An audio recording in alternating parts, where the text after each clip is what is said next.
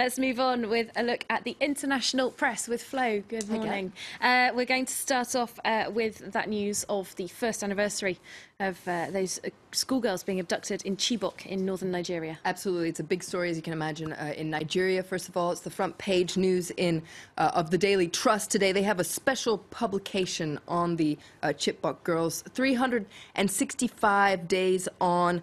Also front page news for The Independent, the British paper. They have a photo of Nigerians marching through the streets of the capital, Abuja, holding up a poster there with some photos of the missing girls. And, of course, that very famous hashtag now, Bring Back Our Girls, because a year on, most of the girls are still missing. And The Independent actually reports about the relatives of these girls who are still holding out hope. We can't do anything but hope, according to many of their relatives. And The Independent actually points out that 17 of the parents of these girls have died while they were waiting for their girls to come back.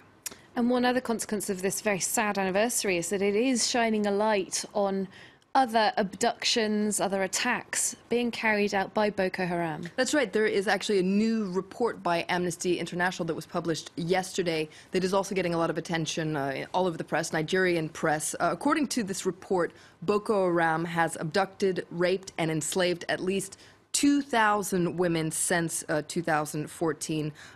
Amnesty International talks about a reign of terror. The man you can see in that photo there is actually the Secretary General of Amnesty International, Salil Shetty.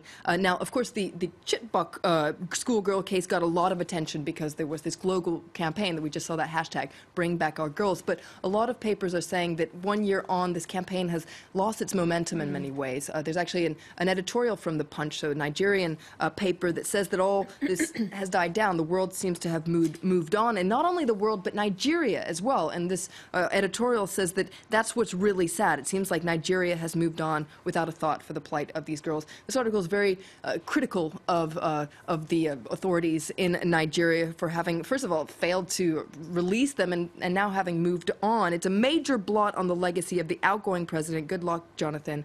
And this article says that hopefully the incoming president will know that Nigerians expect their government to protect their lives and keep Nigerians safe across the country. All right, we'll move on to another big story in the press today. We're also reporting in our news bulletins. The Kremlin lifting a self-imposed ban on selling weapons to Iran. This comes, of course, in the wake of that nuclear deal that was signed on April 2nd. Absolutely. A surprise move that's on the front page of the Wall Street Journal today.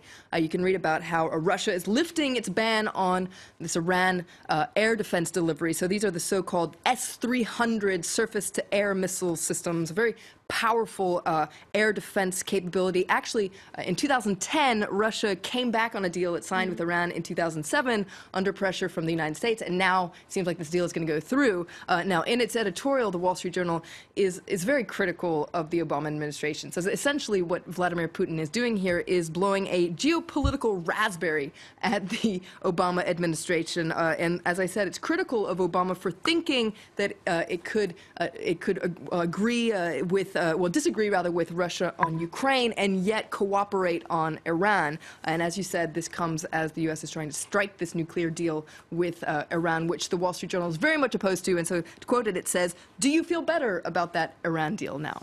And I think it'd be interesting to see some of the analysis pieces in the papers telling us a bit more about what this air defense system, as it's being called, actually is. What could it do? That's right. What can it do? Well, if you want to know all the details, read the Daily Beast today. So it's a mobile long-range system that can detect and destroy ballistic missiles, etc. So what does this mean? Well, it means that essentially Iran would have the capability to avoid any airstrike on nuclear facilities. Now, this has gotten outrage from Washington, but also from Israel. And it's interesting to see how Israeli papers are reacting to this today. I pulled out an editorial from Yediot Aharonot, which is actually quite defiant. And it says, you know what? Israel's Air Force is well trained in the ins and outs of the S-300, so it will not prevent a potential Israeli airstrike on Iran.